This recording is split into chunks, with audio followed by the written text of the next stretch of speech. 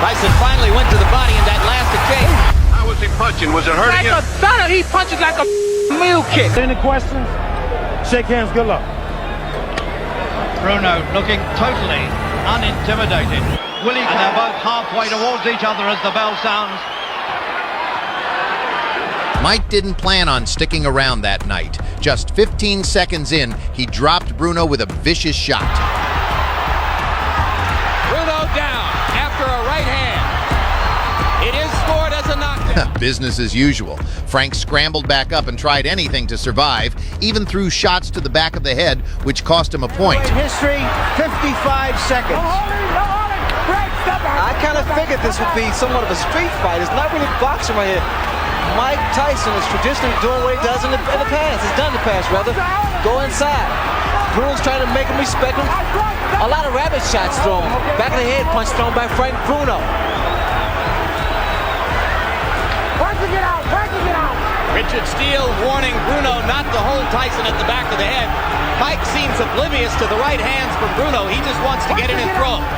Somewhat of a smart tactic about holding on, but one thing about it, Bruno has a tendency, Jim, to stand straight up. As he throws his punches, he backs away, which leaves him susceptible to left hook. Mike began with a fury going to the head. He has not yet thrown body shots. A lot of people thought would be Bruno's biggest problem early. There's blood from Bruno's nose.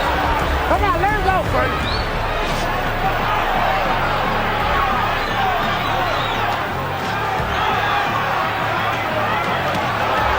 Solid left and a right by Tyson, and now Bruno rabbit punches Mike as he takes him to the ropes.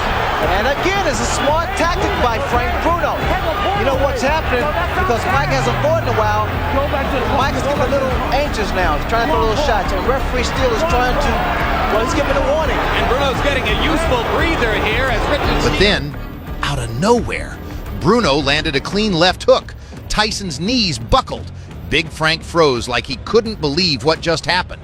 And instead of going for the finish, he let the moment slip. Tyson, I don't particularly agree. Mike is incredibly strong. Tyson finally went to the body in that last exchange. Now Bruno lands a short left inside. And Tyson wobbles for a second. There's that puncher's chance I talked about. And now another left hand from Bruno. And it is Mike Tyson who for a second there lost his balance.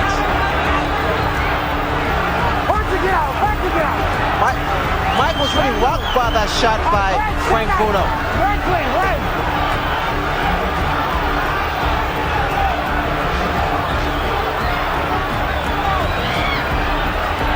The crowd here stunned by the early fury of this action.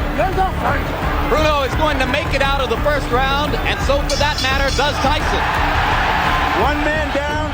Bruno kept clinching, landing some decent lefts, doing what he could. But even an off-form Tyson wasn't going to lose tonight. As round two begins, Tyson lands a solid left hook. It's apparent that Bruno is working on his left hand too, because in the past, it's always been his right hand that was able to do the damage. The left hook was able to daze and hurt Mike Tyson. Once they get out, get on back, Frank. Frank, step back, step back. See, even inside, Jim, I don't think it's good for Bruno to just stand there because Tyson's arms are shorter, he can get those little shots in there. Get on back, Frank. Get on back.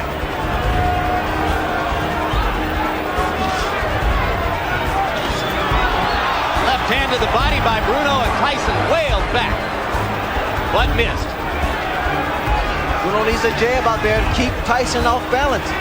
Bruno's got the distance now that he needs to jab, but he hasn't started to throw it with any consistency, just pawing with it so far. What Bruno's doing, and it's so elementary, he's measuring with the jab and trying to drop the right hand. Just can't wait so long. Just keep it out, caught out there. Tyson with two chopping lefts inside. Bruno landed a right to the face of Tyson, but didn't have any leverage behind him. The Englishman in the crowd chanting, Bruno, Bruno.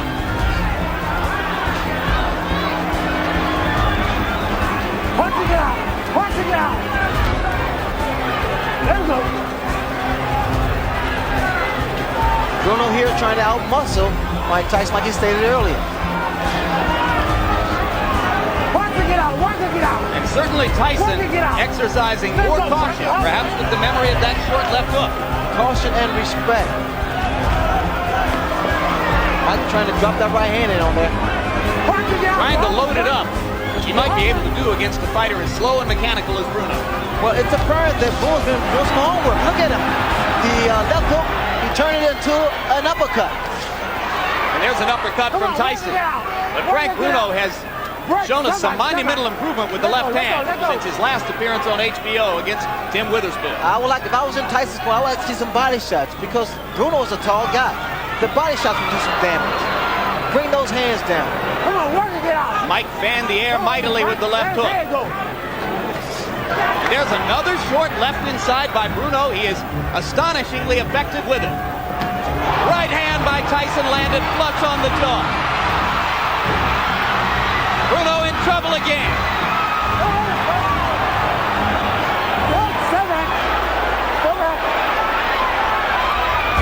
Mike's going to push it now.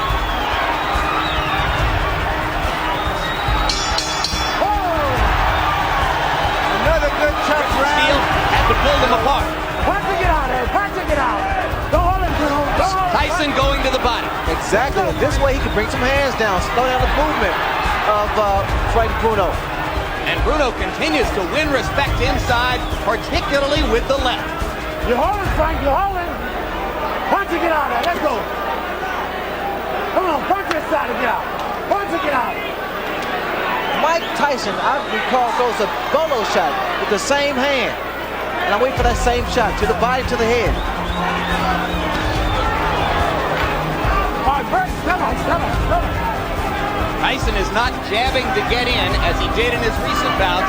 He's just stepping in and throwing shots. A brutal body shot there. That shot there takes so much out of an opponent, especially later rounds. Stop back, stop back. You're holding, you're holding.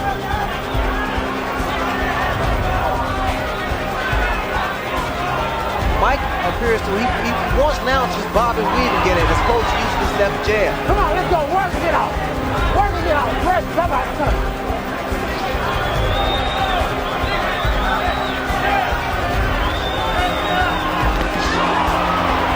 Right hand by Tyson, partially blocked. Come on, work it out. Work it, hold it. There you go, Mike. There you go. Come on, Bruno. Bert, stop back. Come on.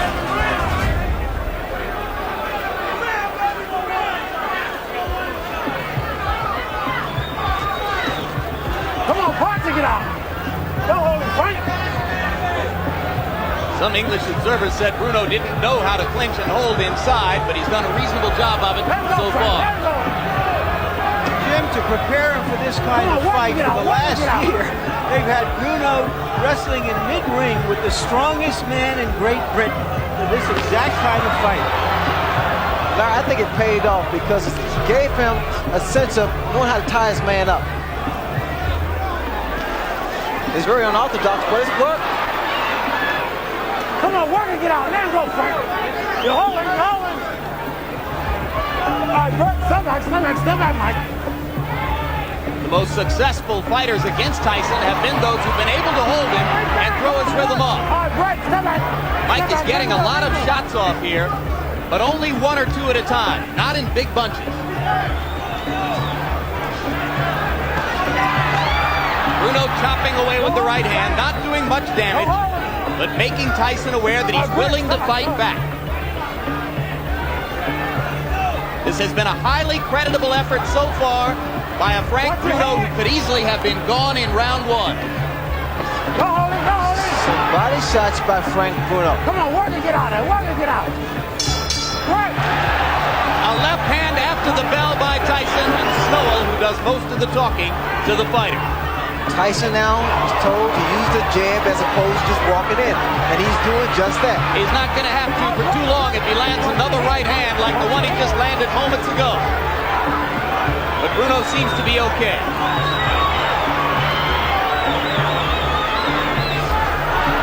Watch it out. Right. Step back, step back. Step back, step back, step back. Blood again now from Bruno's nose, probably as the result of that early right hand in this round. Don't hold it. Let him go, Mike. What Bruno should be doing is throwing some uppercuts. As Mike comes in without using his left jab, he needs to raise Mike's chin. Let's go, Frank. Let's go. Let's go. Or either jab. I would suggest a jab because jab doesn't allow you to get into trouble. If you stick it out quick enough to snap it. That jab won't do him much good. It's a lazy, it's what we call, Jim, a lazy jab. Lazy jab, it's always a counter right hand that follows it. It's the kind that Tyson will simply walk through.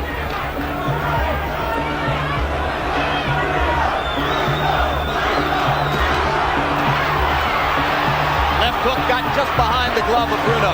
Bruno with the left. Not as solid as the ones in rounds 1 and 2. You're holding, Mike. Come back. Don't hold him. Bruno is a big man. He's a physically strong man, and I would again suggest that Tyson weigh him down. The same principles of chopping the tree down.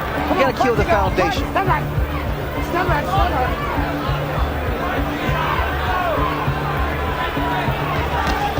There's a body shot.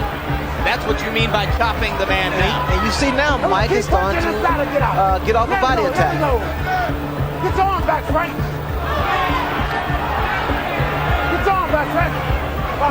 But again, Ray, 1 or 2 punches at a time. Well, we need to see a series of combinations thrown to the midsection of Frank Bruno. Bruno needs to throw it, snap his jab. Come on, Frank, get out of it. Get your arms back, pull them back. Come on, Mike, pull your arms back. This is when it's dangerous for Frank Bruno because, again, he's an erect target as he stands straight up. All right, break. And that's why Mike jumps in with the left hook. Earlier in his career, Tyson had a tendency to be lazy in clinches, not to throw the body shots that were necessary. Then he stepped up the pace, was very effective with it. Tonight, there's been a little of both. Two stiff left jabs by Mike Tyson. Step back. Don't hold him, Mike. Let him go. Come on. I'm sure Tyson's probably going to tell him to work the body and use the jab as opposed to just going in with his head. And come straight up the middle and use the uppercut like that. He's been effective when he comes straight up the middle instead of winging shots from side to side. By round 5, Mike had enough of the back and forth. He pinned Bruno against the ropes and unloaded, and referee Richard Steele jumped in to stop it. Since that Bone Crusher Smith fight, which was a very unsatisfying fight for him and the crowd. Let's see if he knows how to chop the man down. You know, Mike's getting a little over anxious and he's coming in with his feet together and his chin exposed. I think he's been over anxious virtually since the opening bell, Ray. Well, too many times people say, well, this fight won't go 3 rounds or 2 rounds. And sometimes the fighter believes that. Frank Bruno doesn't believe it. Solid right hand inside by Tyson. Again, Bruno ties him up. I heard Bruno corner say, throw some uppercuts. Don't hold him, Frank. Don't hold him. Bruno trying that left hook inside, but the starch has gone out of it. No longer does it hurt Mike the way it did in rounds 1 and 2. All right, stop back.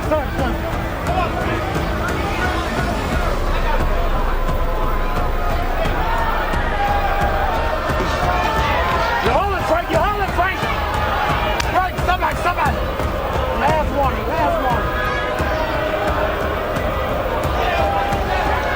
And you saw our pre-fight interview with Tyson's deposed trainer, Kevin Rooney. We should now report that Rooney has left that camera position and gone back to the Golden Gloves amateur boxing competition in Schenectady. He is not watching this fight. And remember that he said he thought the fight would be tougher than other people did. Look, I see so much body exposed of Bruno. Get right. It's like an open invitation. Solid left hook inside. And an uppercut with the right. And Bruno is wobbled again. Bruno will try to hold on. Tyson tries to get punching room and hits Bruno with an elbow in the mouth.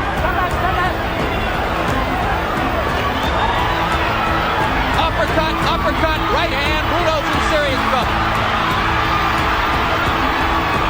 A left hook. And Richard Steele watching carefully.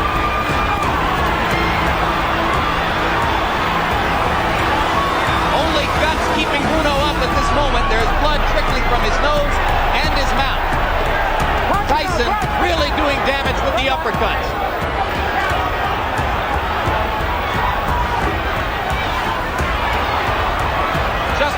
the right. Let him go, let him go. Trying to land the one haymaker. Punching it out, punching it out. Oh, it's just a matter of This time is here. vicious punishment. That's not shot. That's not that Bolo shot. And Beautiful Richard shot. Steele has seen enough. As Terry Lawless throws in the towel simultaneously. That was not shot, Jim. That double shot with the same hand. What you saw there, as I said earlier in the round, is a mark of the progress of Mike Tyson from a good, raw, young heavyweight into a great heavyweight who knew how to go about his work. Official time, 2:55 of round number. Another one on your belt, another notch. Was this harder than you anticipated? No, not at all, because I knew that he was going to come up, he was talking, and the way he was talking, I knew he was hyped. He was ready to go. And I knew I was the best fighter in the world. And I wasn't worried about 20 it. seconds into the fight, though, you've got him on the canvas. Do you think what's going on here, it's all over? No, I knew he wasn't hurt. Thank you, friend. God bless you. Good cap, Bruno. I knew he wasn't hurt as bad as everybody thought him was, but I didn't hit him with a solid shot. What did you hit him with? I think it was the right hand, somewhat grazing. Yeah, and then you hit him on top of the head and he went down. Were you then surprised that he came back and he seemed to hit you with a pretty good left in that When round? he got up, he meant business. I thought, oh man. But did that left hand shake you momentarily that he hit you with in that round? He was throwing a great deal of hard punches, but I refused to go down. They didn't even faze me. After that round, it seemed that you had established that you were the guy, and now he was just there to hold on. Was that how it seemed to you in the ring? Absolutely. But still, he was sneaking some very hard punches in between there. So he was stronger than some people gave him credit for. Absolutely. Well, you have to think, when fighters come to fight the heavyweight champ of the world, like Ali, they automatically become better fighters. What happened in the fifth round that you saw? You knew that he was weakened enough after the fourth round that it was just a matter of Well, time? absolutely, I knew I was going to get him. All right. Memories of Bone Crusher Smith passed through my mind. A guy who hugged you for 12 rounds. Well, no, I knew he wasn't about to hug him for 12 rounds because he was trying to impress his Englishmen out here. And I'm just convinced, you know what I mean? These fellas, how dare them challenge me with their somewhat primitive skills. They're just as good as dead.